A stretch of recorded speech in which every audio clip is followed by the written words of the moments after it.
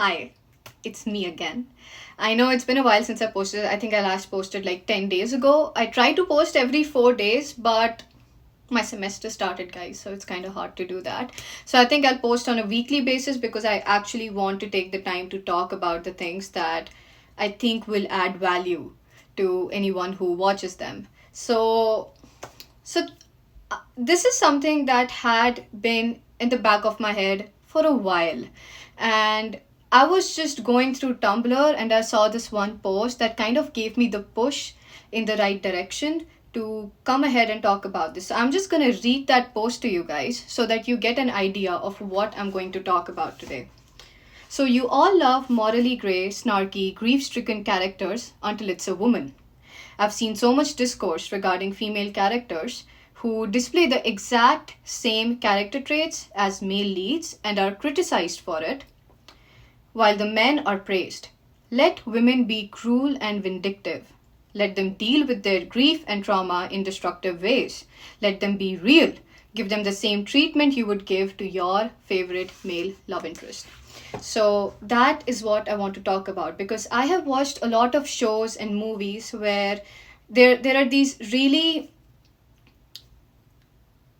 destructive characters that give this beautiful representation of female rage and female grief, and I have loved them. But sadly, when I have talked to my friends about it, some of them even being my female friends, and these female characters are generally labeled as degenerate or you know off-putting and sending the wrong message.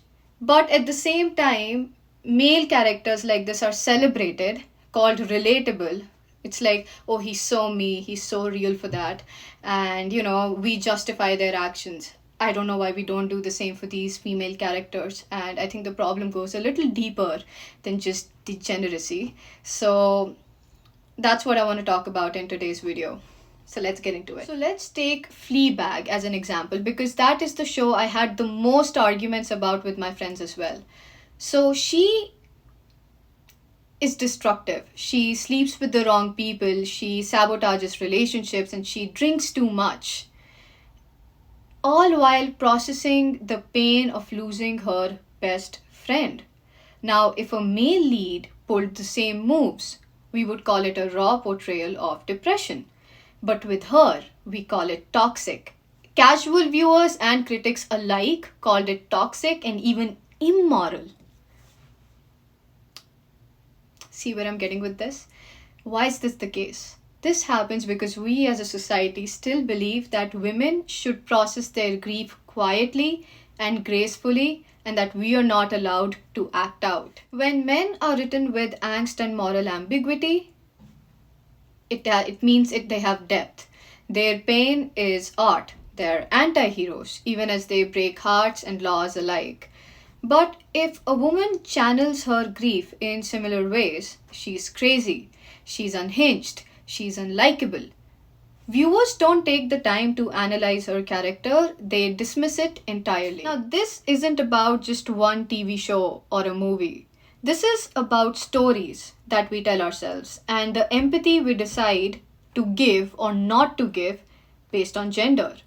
When we demonize women for the same messiness that men are praised for, we are essentially deciding or we are essentially implying that women need to earn the compassion that is given to men for free. Now, think of characters like Cersei Lannister or Daenerys Targaryen from Game of Thrones and Skylar White.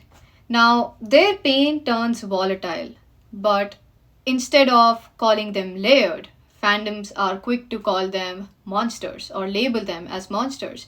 Whereas Walter White and even someone like the Joker, these are celebrated as misunderstood geniuses. See the pattern? Cersei Lannister in Game of Thrones, she was power hungry, she was vengeful, she was grieving her children, and she was called a monster. While people worshipped equally ruthless men like Tywin or even Jaime in his early days. Daenerys, when her grief and trauma tip into rage, suddenly everyone screams Mad Queen, even though fans loved it when Jon Snow and Stannis went dark. Skylar was caught in Walt's chaos, does shady stuff to protect her family. Fandom hated her while cheering for Walt's full blown drug lord spiral. So, the next time you watch a story about a grief stricken woman making terrible choices, ask yourself, if she were a man, would you call her a villain or a masterpiece?